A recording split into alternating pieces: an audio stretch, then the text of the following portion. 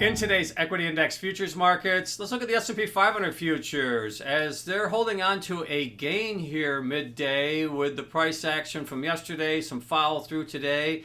Now, early in the session, we did see some back and forth price action, but by and large, as we close out the week, it does appear that at least some of the recent volatility is working its way out of the market, some stability coming back into the market. And with that, we're looking at the S&P 500 futures continuing to maintain the current levels that they acquired yesterday. And looking at some of the driving factors, really it looks like to me sector rotation is part of it. We're seeing some of the defensive sectors offering some stability throughout the week, particularly when you look at consumer staples.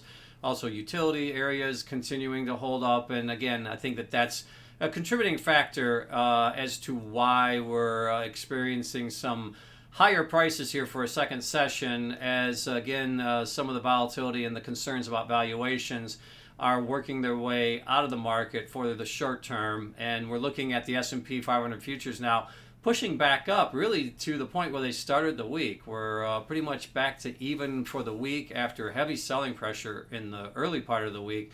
So the last couple of sessions have at least negated a big chunk of that selling pressure and have stemmed some of the recent volatility concerns as we're seeing, again, volatility expectations working their way towards the lower end of the weekly range as well.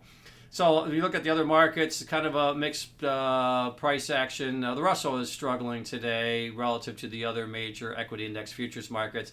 But overall, as yesterday's big rally was in place, there were some concerns today if the markets were going to be able to hold on to those levels. And to this point, that has been the case. So we're seeing, again, the S&P 500 futures holding on to the levels from yesterday and trying to build on those levels, which would put it back to just like slightly lower on the week.